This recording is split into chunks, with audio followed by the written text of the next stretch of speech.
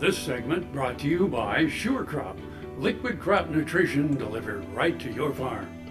We're back. Now let's talk about how we're keeping agriculture thriving as we look forward to future generations. Duane Toews joining you once again here on Ag AM in Kansas, and a chance to catch up with Beth Roden with Bear and talking about agriculture, the next generation, and making sure that there is another generation. Really a focal point for the company, but really all of agriculture is stepping up to the plate to make sure that that agriculture continues to be a thriving industry despite the challenges that we face. Yeah, absolutely. It's such an important demographic that we work with, really making sure that we've got those passionate, talented next generation of leaders in agriculture. And what we've really been trying to do is put some programs in place that not only go after the kids that know agriculture or have a background because they've got a family that's in farming or family in agribusiness, but also trying to look at how do we cultivate relationships with those that come from not on a farm.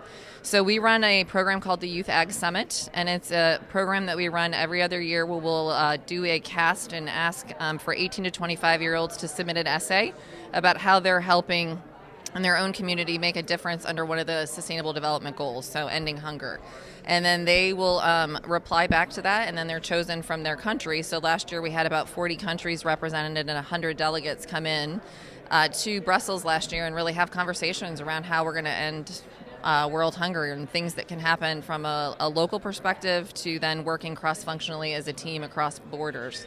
So we had 3 winners last year, and the Bear actually puts money behind the winners' ideas so that they can go back and implement those ideas. And then we keep in touch with the Youth Ag delegates as they go back to their local communities to make a difference. So it's really been a great way to cultivate relationships with that generation.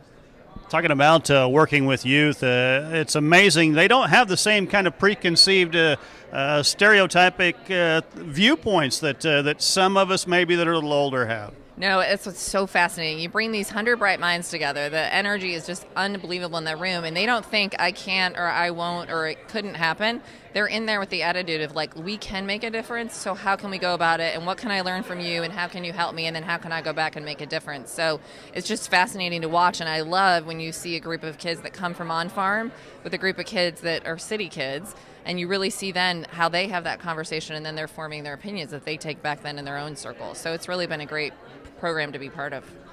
The interesting part is, and you reference those kids that aren't from necessarily an agricultural background, but the whole world of agriculture has gotten so technology driven and scientific backgrounds.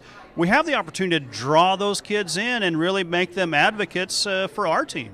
Absolutely. Then that is what we all need to do more of. They're inquisitive, they're curious, they're passionate about food, they're passionate about making a difference. So the more that we can spend time with them, the more we can engage, the more we can speak in a more layman's language and really showcase what's going on, the better it is. So we brought our the Youth Ag Summit delegates to one of our forward farms in Belgium, and they were just fascinated by seeing a working farm and being part of the discussion and talking with a real grower. And the more that we connect what happens on farm with those and take it to where they are, it's just fascinating to watch.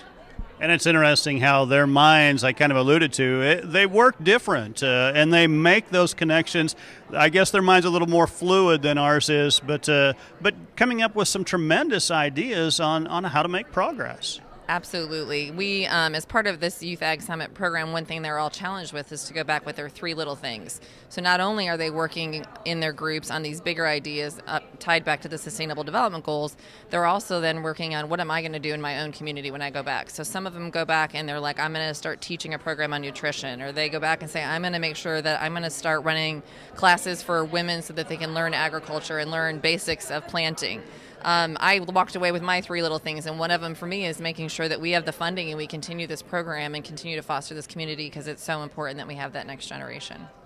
Our thanks to Beth Roden with Bear joining us with an update on how we can make sure that we engage young people to make a bright and successful agricultural future solving world problems. For Ag AM in Kansas, I'm Duane Toews. Jamie, we'll send it back to you. Thanks, Duane. Come back after this break for this week's Kansas Farm Bureau update. KFRM is one of the largest farm radio stations in the nation, dedicated to informing and entertaining rural listeners from northern Oklahoma to southwestern Nebraska. You can catch KFRM in many ways, of course, 550 on the AM dial, streaming at kfrm.com, or on your smartphone by going to the TuneIn Radio app. or on Ag AM in Kansas on Tuesdays and Facebook every day of the week. KFRM, tune us in. You'll be glad you did.